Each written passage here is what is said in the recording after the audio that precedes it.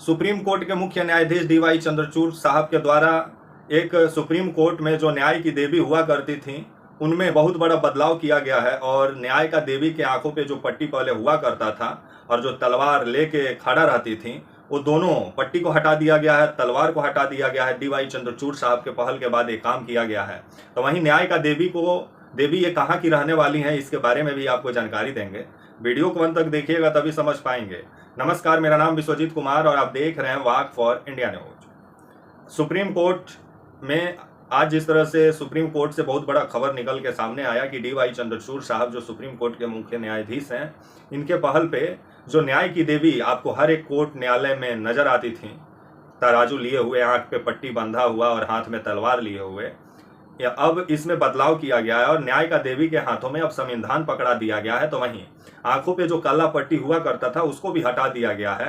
तो वहीं जो आपका किताब नुमा स्ट्रक्चर आपका जो न्याय का देवी का नीचे बना हुआ था उसको भी हटा दिया गया है। अभी पूरे तरीके से जो न्याय की देवी हैं वो भारतीय न्याय का देवी नजर आ रही हैं, क्योंकि ये जो न्याय की देवी हैं ये प्राचीन आपका ग्रीक और मिस्र सभ्यता में इनको न्याय का देवी माना जाता था और इनका नाम था आपका थीमिस।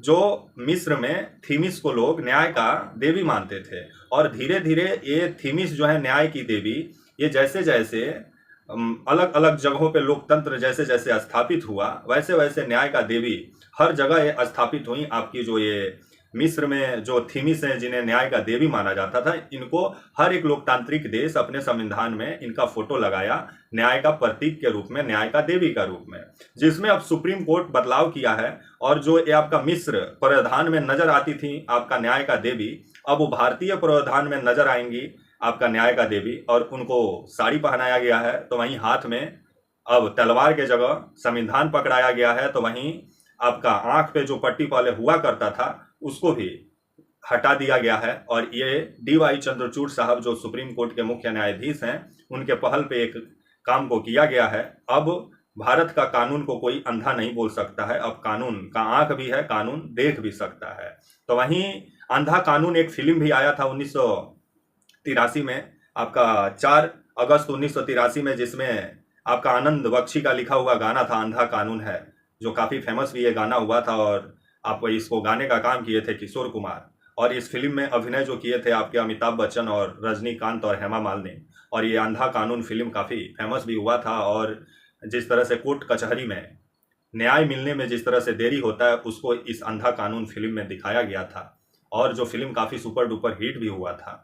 और अब अगर किशोर कुमार और आनंद बख्शी अगर आज के डेट में जिंदा होते तो उनका लिखा हुआ गाना अब जाके सुप्रीम कोर्ट को शायद समझ में आया है कि कानून कभी अंधा नहीं हो सकता है, कानून देख सकता है। और डीवाई चंद्रचूड़ साहब के पहल पे ये काम किया गया है। और जो आपका ये थीमिस थी जो मिस्र में न्याय की प्रतीक थी और ये मिस्र प्रावधान में हर देश में नजर आती थी, भारत में भी आप जाते होंगे तो न्याय की जो पहले देवी आप देखते थे आपकी थीमिस को, वो एक मिस्र प्रावधान में नजर आती थी। उनके आंखों पे पट्टी हुआ करता था, तलवार हुआ करता था। लेकिन अब अगर आप कोर्ट में जाएंगे तो आंख से पट्टी हटा दिया गया है, साड़ी पहनाया गया है और हाथों में संविधान को पकड़ाया गया है। और इससे साफ जाहिर होता है कि अब भारत का कानून अंधा नहीं है और भारत का कानून अब देख सकता है।